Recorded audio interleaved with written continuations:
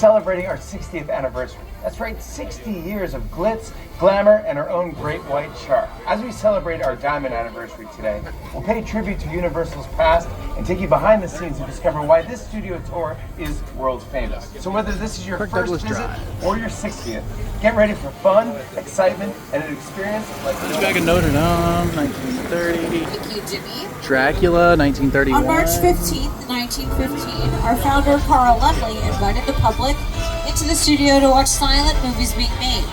Guests could walk from set to set and marvel at the new technology involved in filming. But with the invention of sound and the need for quiet on the set, the original walking tour ended. In the 1960s, under the leadership of company chairman Lou Wasserman and executives Al Dorskin and Jay Stein, the idea of reviving a tour of the studio returned when the Gray Line bus tours originating in Hollywood made a stop at our gates. On July 15, 1964, the first of our red and white candy stripe glamour trams took 67 passengers on a 2-hour driving tour of the Universal lot, and the world-famous studio tour was born. We started with 2 drivers, 2 guides, and 1 ticket seller working out of a trailer on Lancaster Boulevard. From there, the studio tour expanded with fantastic, one-of-a-kind Hollywood elements like the rock slide and the burning house, which were in this area of the lot back in the 70s and 80s. Nice. Schindler's List. Now, when we film out on our lot, there's 2 main locations. There's the front lot, and then there's the back lot. In the front lot, we film inside of a sound stage. Sound stages are very useful. They're about 98% soundproof. We're coming up on our first one over on the left, just at the base of this hill. Now that's stage 12. It's the largest of our 36 sound stages. It's a special sound stage around this time of year because this is where many classic horror films came alive, like Dracula and the Bride of Frankenstein. This year it's actually being used for our Halloween Horror Nights event as one of the houses. It's Universal Monsters Eternal Bloodline. So it's very exciting that, you know, we're continuing that tradition of creating scary moments inside the soundstage where it all originated. A soundstage is essentially a very large warehouse that has very thick concrete walls and insulated padding all the way around the edges of it, giving it that 98% soundproof quality. Some of these doors to the sound stages on the left are open. You get a little peek on the inside, see what they're building. You'll see little walls inside of the building. That's because usually they're creating interiors of buildings. So they might be making a hallway or a dorm room, a restaurant, anything like that. They choose to do those types of inside filming locations in the soundstage because, again, we can regulate the sound that goes in and out of the building and also the temperature of the building and what climate it needs to be. So if it needs to be a snowy scene, we can achieve that and can maintain that climate while filming, even if it's really sunny on the outside. There are a number of shows that utilize more than one soundstage for just one show. One of those shows is Bel Air, a modern retelling of The Fresh Prince of Bel Air, is on Peacock, our streaming service for NBC and Universal content. Starring Jabari Banks and Ollie Shelton, they use stages 7, 8, and 14 on the front lot. Ted also uses a number of sound stages for filming. They are currently in pre-production for their season 2. Stage 14, which is over on the left, was used for a number of scenes in Jurassic Park. We filmed the scene where the kids are up in the tree and the Brontosaurus sneezes in their faces in that sound stage, as well as the scene where the car slides down the wall.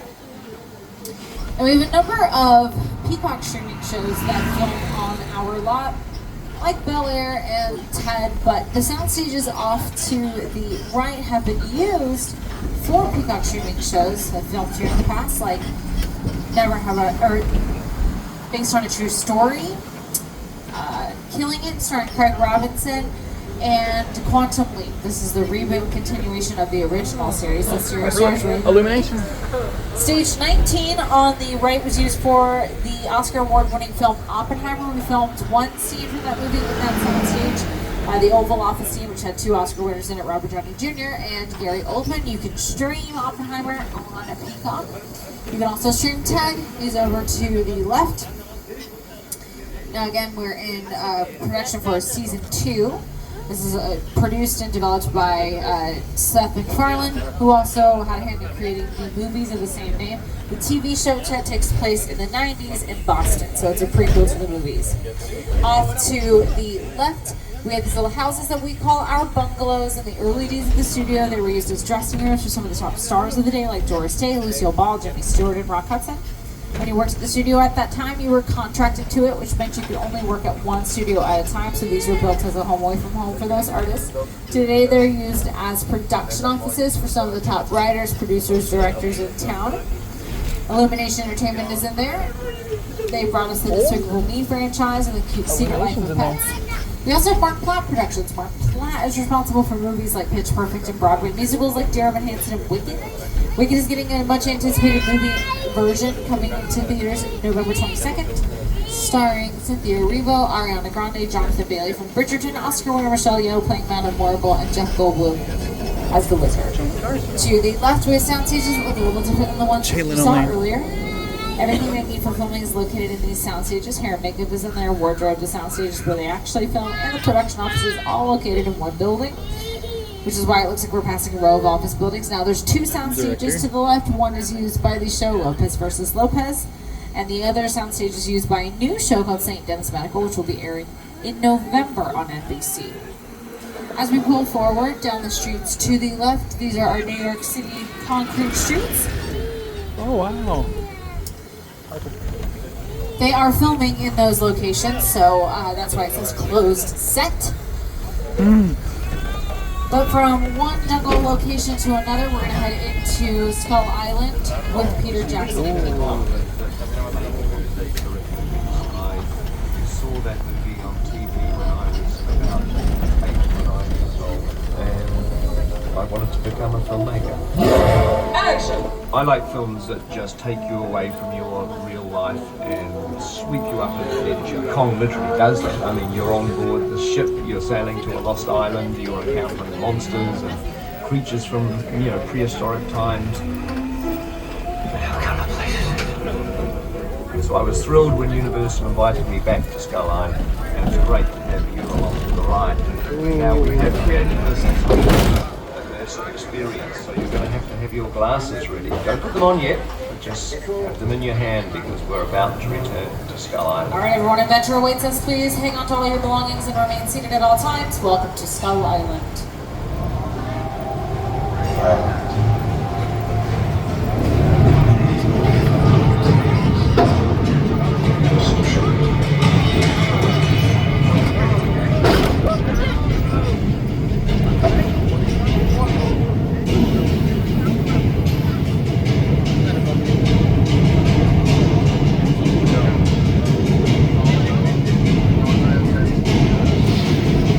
Go ahead and move those 3D glasses on.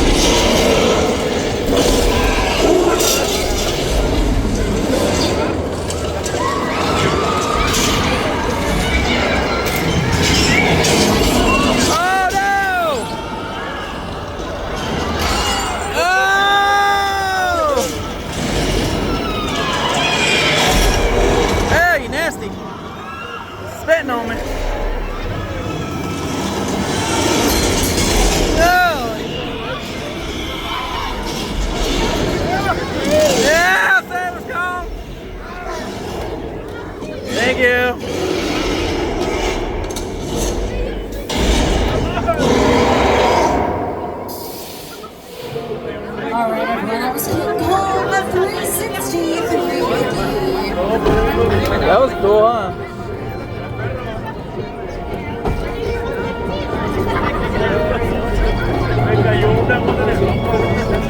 can go ahead and take out those 3D glasses. You'll need them to be on in the tour. I will let you know when. The epic battle that you all just survived is brought to you on 2 of the world's largest 3D screens, measuring about 40 feet tall and 180 feet wide. Wow. It was brought to you by the team of What Effects in collaboration with Mr. Peter Jackson. Over the years, we've brought you 7 Academy Award-winning films, like Avatar, Rise of the Planet of the Apes, The Hobbit, The Lord of the Rings, The Jungle Book, Avatar, The Way of the Water, and of course, King Kong. With a project like the studio tour, the audience is in the middle of the environment. That was cool, They're wasn't looking it? in all directions. There's creatures coming at them. They're seeing Kong from this side and T-Rexes from the other side. Working on I wonder what they're filming over we there. always know that people are looking straight ahead, they're looking at the shots they're working on. Here you have to take into account that That's New York. Also, one of the things about this ride, unlike the movies that we're used to working on, there's no cuts because it's one giant shot. This tram that's driving them along through Skull Island is where the camera's from. This ring represents where the screen is 10 meters away. We're really creating about 50 minutes of a feature film. That amount of visual information, that number of pixels, and presenting them to the audience, it's a hell of a ride. Harper, look at those. Those are trailers. There's stars. There's trailers in there. Those are stars probably right there. Now we are in our back lot where we film larger scenes on a much grander scale. This is a very busy back lot right now because this is a base camp area off to the left for productions that are being filmed in our metro set. So a base camp is where there will be a collection of trailers, also these tented tables for people to take breaks at while they're filming. There's also craft services, which is the people who provide the food during while they're filming. But a base camp area is where you go check in, make sure you're in the right place in time, get your outfit sorted out, and also get into hair and makeup when you're getting ready to film. Because our metro sets are being used today. You'll see a lovely mural on the right of our movie monsters. These monsters range from Dracula, Bride of Frankenstein, Frankenstein's monster, the Gill Man, and the Wolf Man. Off to the left, you will see stage 30, and below stage 30, a very recognizable V. That's for The Voice. That's because these sound stages are where The Voice films. The Voice is back on NBC with season 26. They've got a new coach that has joined the lineup, and that is Snoop Dogg. Hey, studio tour. It's your boy Snoop Dogg. Did you know that the Universal Backlot is home of The Voice? That's right. We tape right here on Stage 31. Don't miss our incredible new season every Monday and Tuesday on NBC.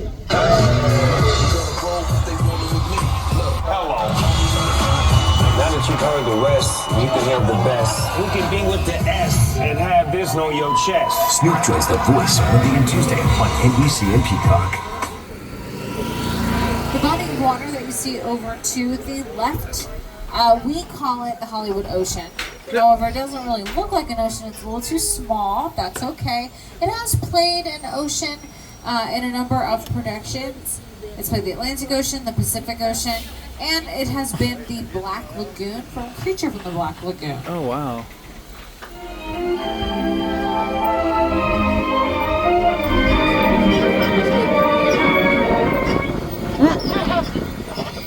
It just depends on the way we film it to make it look bigger or smaller. And then we add around it. We can add green screens around it to make us in a completely different location where you won't see the tram or anything near it.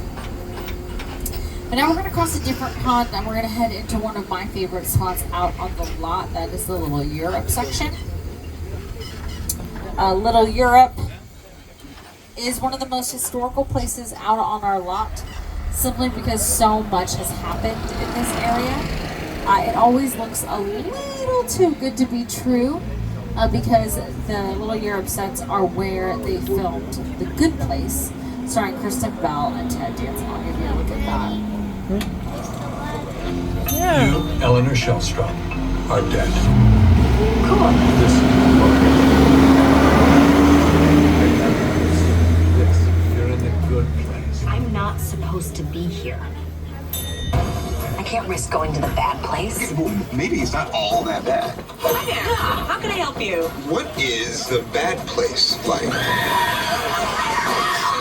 Well, it doesn't sound awesome.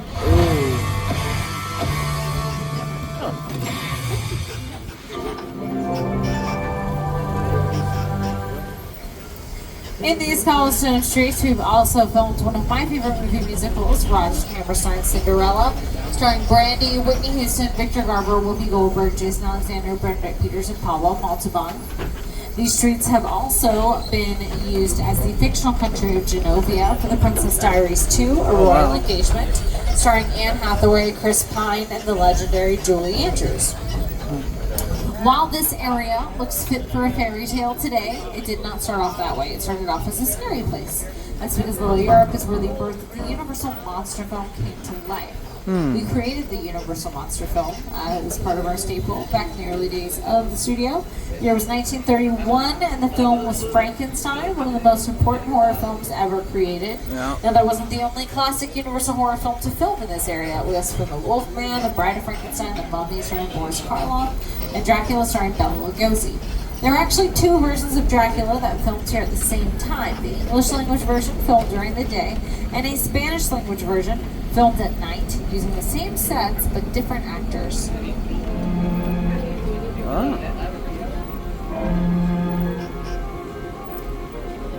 I am Dracula. Soy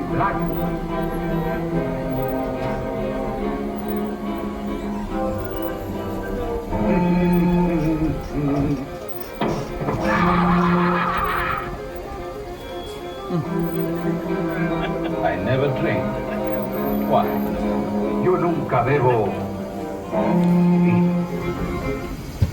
Dracula may be the oldest vampire to film in this area of the lot, but he is not my favorite vampire. Mine is Angel from Buffy the Vampire Slayer, one of my favorite TV shows. He was played by David Boreanaz. He did multiple flashback scenes in our Little Europe area. One scene where they turned Little Europe into Ireland in the 1800s for season 3, episode 10, Immense, which is the Christmas episode.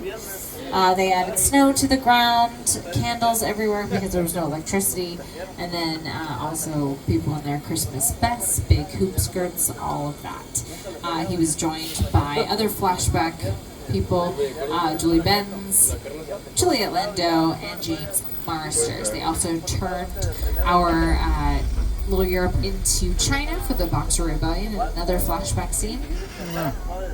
Monsters mean a lot to us here at Universal. We tend to honor at least one of them at our Halloween Horror Nights event, which is happening tonight through November 3rd.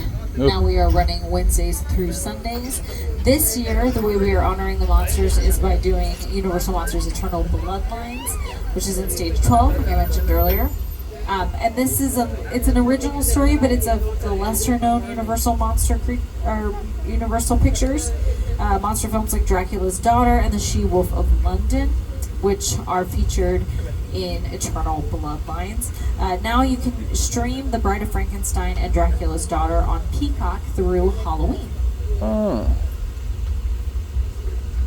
When we think of Universal, we think of monsters. Dracula, Frankenstein, Wolfman, Bride of Frankenstein, The Mummy, The Hunchback of Notre Dame, The Invisible Man, Phantom of the Opera. Classic films. They're just brilliantly made. That Frankenstein image, flathead, bolt, it's one of the great icons of the world. That to me was like the essence of the Universal horror film. And I was just mesmerized by this movie. Boris Karloff, Lon Chaney. I remember the original Universal Studios Mummy movie really scaring me. They still ring in our memories now, and we love them. A new Wolfman film from Blumhouse will be coming out this January. Now, the Little Europe sets, we call it Little Europe since it's a very vague term. It can be any sort of little European town it needs to be for filming. Like I said, it was Ireland and Buffy for an episode, and it also turned into China for an episode as well. But we truly can create any kind of city or town we need in there, especially if it looks a little older. That's the charm of Little Europe. Now, in our first Academy Award-winning picture, All Quiet on the Western Front, Little Europe was turned into France and Germany. That is one of 3 of the Best Picture winners that has physically filmed on our lot. So the first was All Quiet on the Western Front, then the second was The Sting, which filmed in our Metro sets and in our Brownstone Street. And then third is Oppenheimer, which used stage 19 for filming.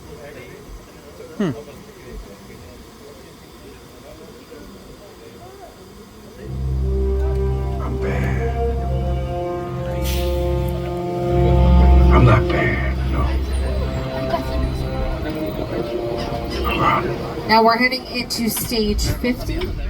Stage 50, we used to have the earthquake junction that stood on this area of the lot for many decades. Now we have gotten an upgrade, but we're utilizing the building for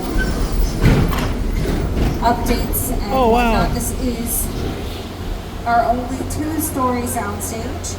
It is a hot set, meaning that it is ready for filming once the director calls action. Now we also have taken you up north just a bit to San Francisco. The power of a soundstage, we can move wherever we need to. Earthquake. I don't know if we were supposed to be filming inside of here. I don't think we are. You know what? We get tremors here all the time. This feels a little bit like this is an earthquake.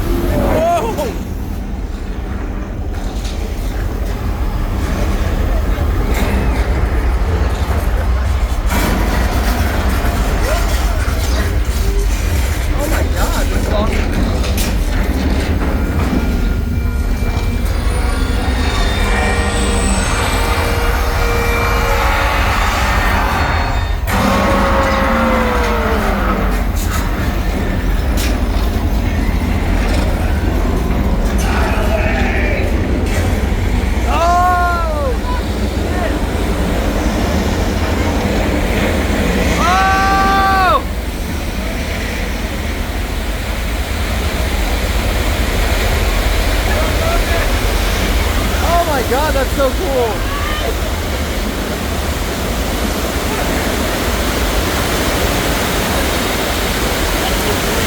You just survived earthquake, the big one. Now, that section originally opened. Oh, that was so cool. Just reopened this spring for our 60th anniversary with a complete Hollywood makeover, updating all the props and movie making equipment, bringing the set into the 21st century. That was so That cool. attraction is inspired by, well, it was inspired by the movie Earthquake, the same name. Came out during a time where disaster films were very popular in the 70s. Yes.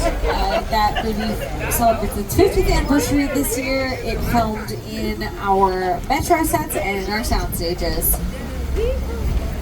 We've reached the halfway mark of the tour, so I do want to remind everyone to please remain seated while we're on the train. The studio is private property, so if at any time during the tour you drop your phone or you just can't wait to use the restroom, pull that cord overhead and I'll be back to assist you. Off to the right is our Amity Island area, but you will notice that that shark is out of water. Oh no! That's Bruce. He's giving you a big close-up. He's usually not out of water.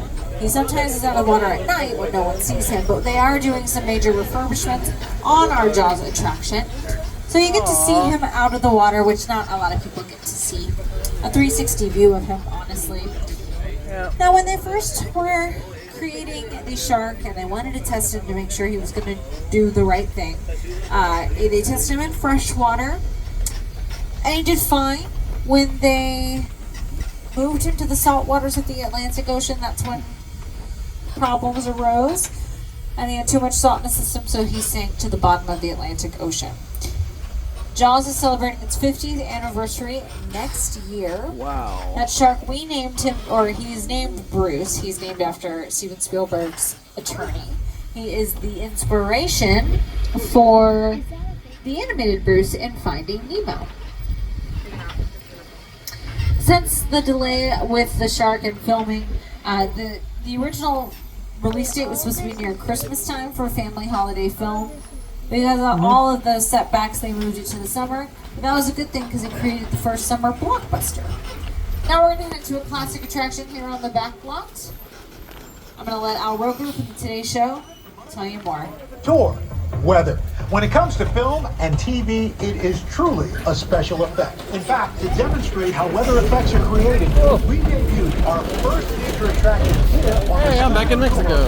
Way back in 1968. Where's the water?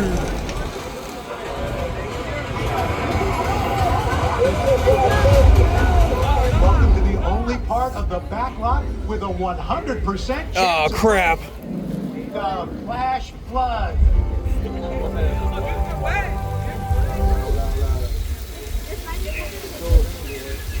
Well, thank you all for bringing that rain. Now we create this rain effect using high-power sprinklers that shoots the water straight up into the air. Then we have a technique called gravity, which lets it fall down, looking like a real rainstorm. Now, in the earlier days of filming, rain was a little harder to see. We have perfected it throughout the years. We know how to light it now from behind so it looks pretty on camera. We also have to add more elements, some sound effects for the rumbling of the thunder and the strobe lighting effects to create the lightning. All of those go into making the perfect storm.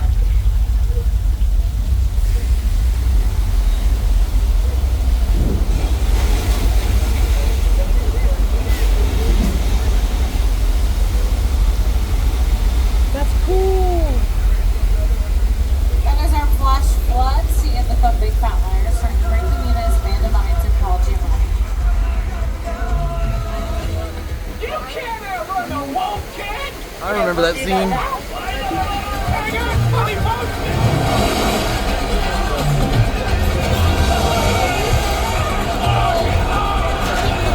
Yeah.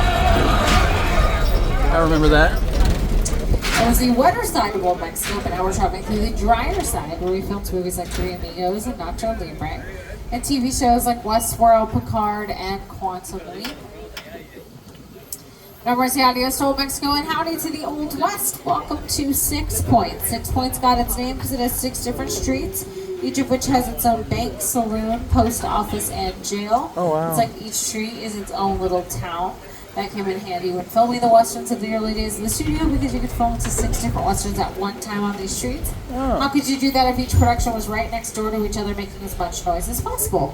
It didn't really matter how much noise you were making. At the end of the day, the movies were silent. It was the silent movie era of film, so nobody heard a thing.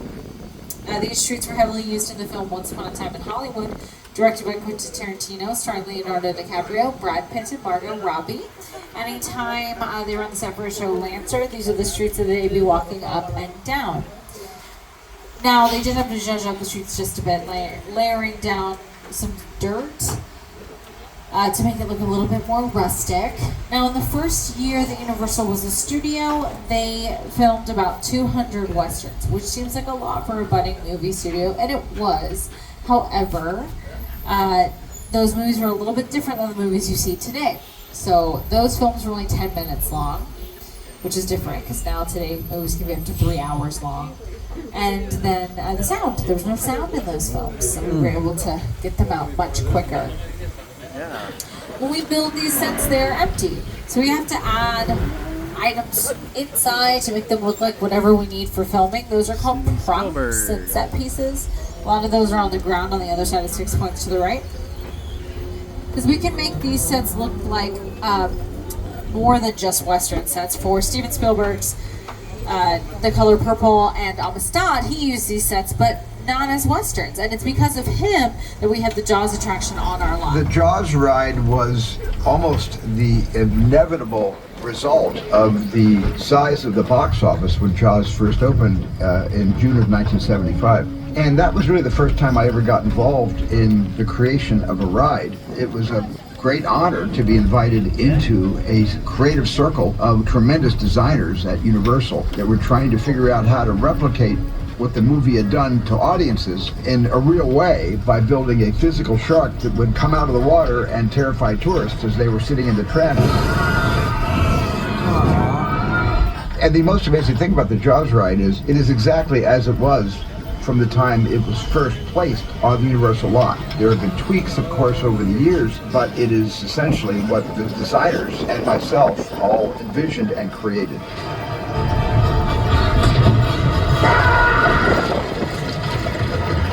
I'm done bashing the shark. Thank you, Jaws, for everything you've done for me. But I will say, consistently, the shark did work much better on the tour than it did in the Atlantic Ocean in 1974. Now, every road that we travel on our lot is named after somebody of importance in film or television. Yep. This one happens to be named Steven Spielberg Drive. It's appropriate because it's the longest road on our lot, and that ties into our long relationship with the Academy Award-winning director.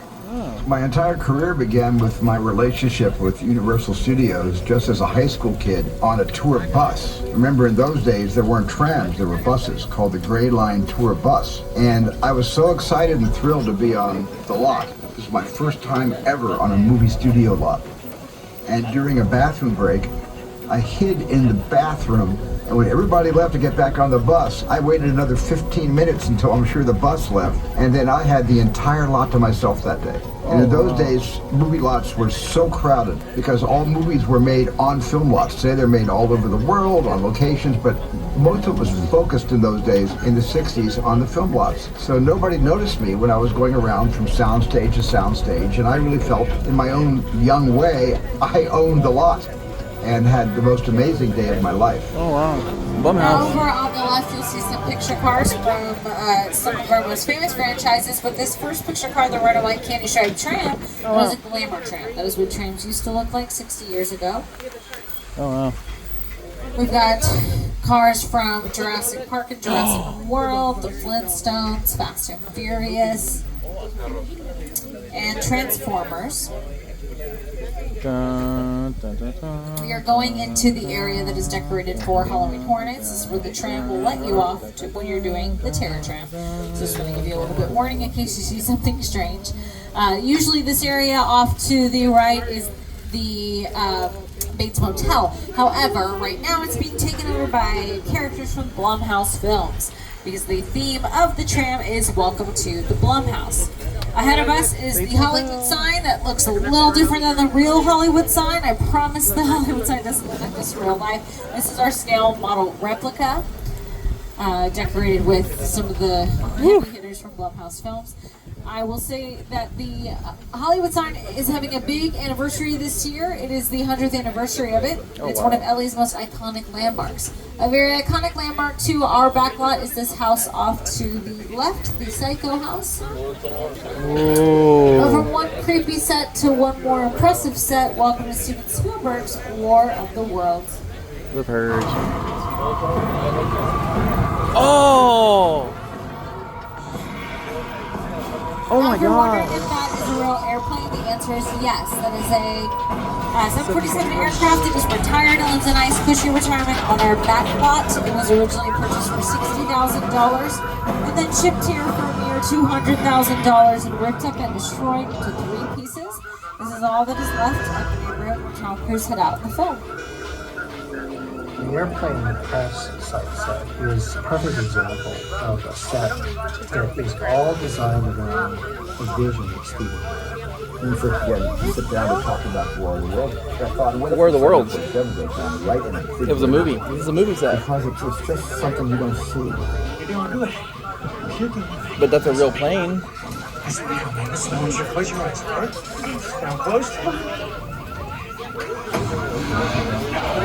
See, we're on that set right there. Robbie, get in. Get in. Get in.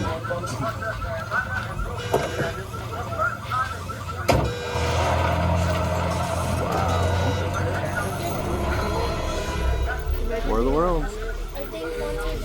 Usually sets of that size are redone with scale model miniatures to make it much easier for filming, but Steven Spielberg didn't want that. He dropped a giant plane on the back of the back lot and used 500 special effects. Wow. It is the most special effects he has ever used. And we've gotten very lucky to work with Steven Spielberg a number of times.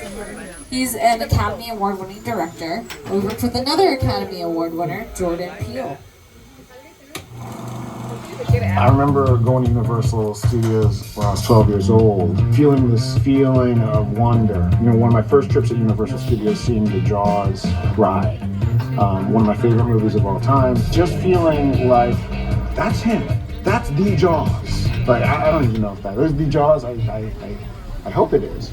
Now we're going to head into one of Jordan Peele's sets from his film, Nope, Welcome to Jupiter's Claim.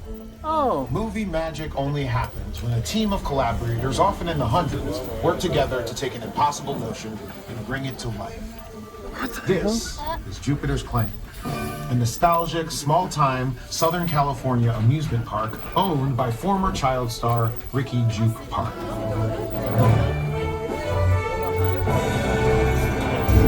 Over there, look into the winking well and have your picture taken just like the kids in that old 90s movie Kid Sharon. That's what this whole place is loosely based on. Remember that one? No? Why? A little further down, you can see the brand new Star Lasso experience. Built to showcase an unbelievable new live show. So live. Anyway, behind this Hollywood fantasy, gold rush frontier town, lies a sinister secret. It is smack dab in the center of a UFO hotspot. Welcome to the world of Nova.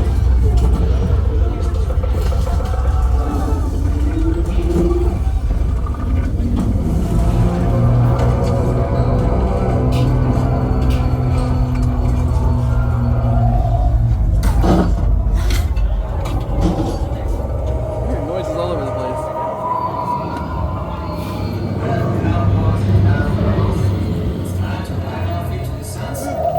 That's right. Happy train. It's closing time. All right, we'll take that advice and get out.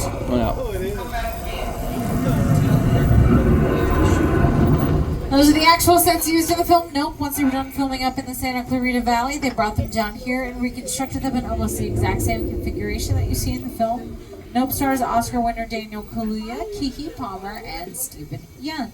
Wow. Now we're going to take you into the finale of the studio tour by taking you into Sullivan's garage for a little garage party. I only asked for a +1 when we left, but I got way more than that now. I think it'll be okay. Actually, I know it'll be okay. They always have plenty of room for us. Just keep seated and keep those arms and legs inside. I will do all the talking for them just to make sure that they have everything ready for us. So we can go on and just discussed. Name is Roman Pierce. Yep. Nice to meet you. My buddy Hobbs asked us to stash you sharp for a while.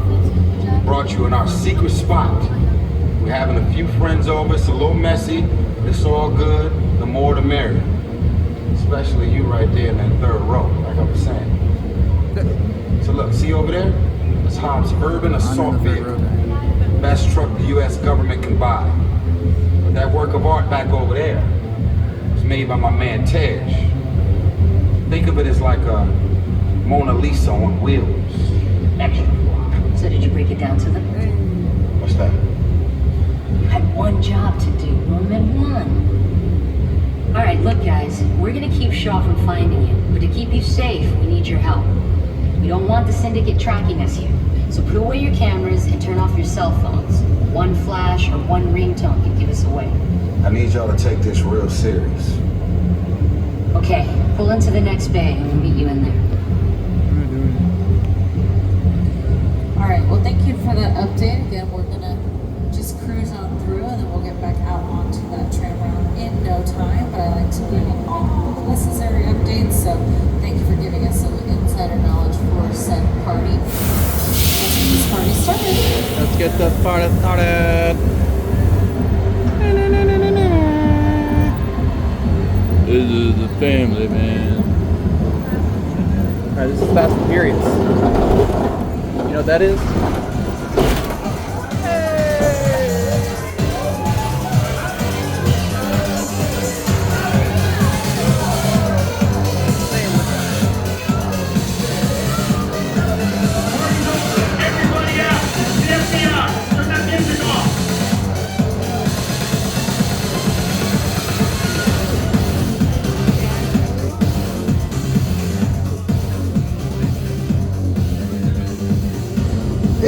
we doing. This is the race day after party, and where the other?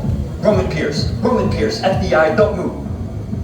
Neil, that's right, party's over. You know how long I took to iron this shirt, man? I'm not. You're under arrest right now. Like, just back up a little bit. It's lightweight. First of all, I don't work for you. Oh, really? Well, tell me, Roman, who do you work for? We don't work for nobody. Oh. I suggest you clear out of here, otherwise we can't guarantee your safety. Guarantee my safety? I'm the one holding the gun. Yeah, but mine's a whole lot bigger than yours. Hobbs, escort this novice out. Let's go, Cookie Puss. You got an ugly suit on, man. It's cheap. Somebody out there really pissed off Shaw. It's gonna get ugly fast. Yeah, don't worry.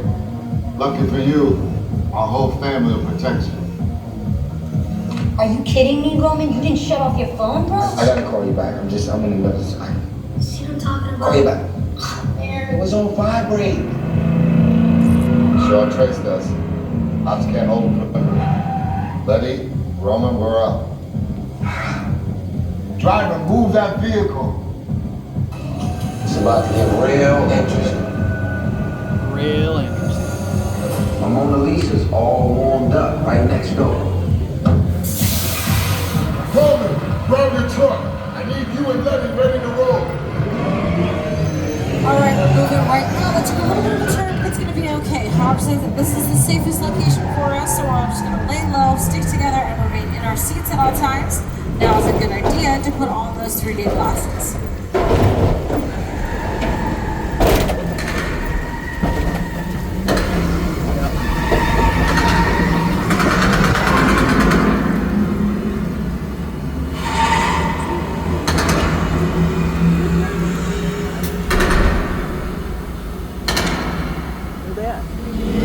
Which one of you is the witness? Speak now or you won't get fried!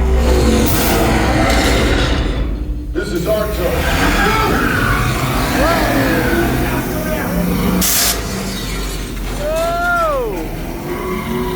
Okay, guys, it's showtime.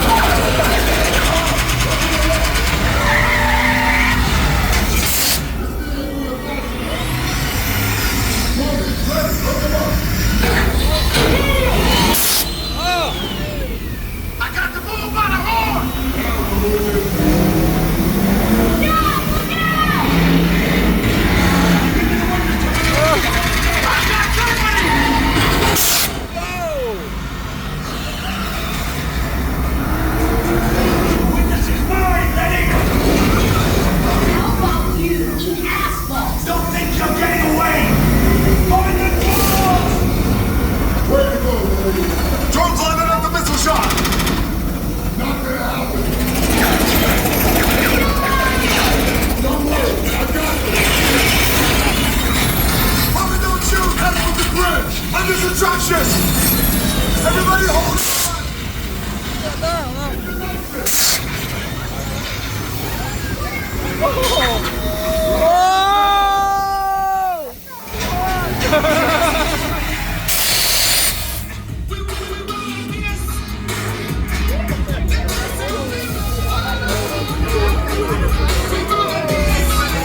Tonight, the most outrageous chase of all time was a Fast and Furious Road 1.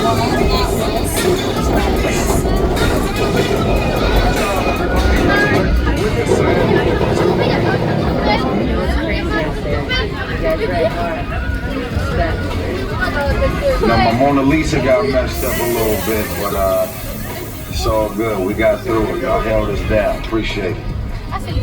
They say the bigger the family, the stronger it is. You gotta stay good out there. And you're welcome to join our crew anytime. Hell yeah.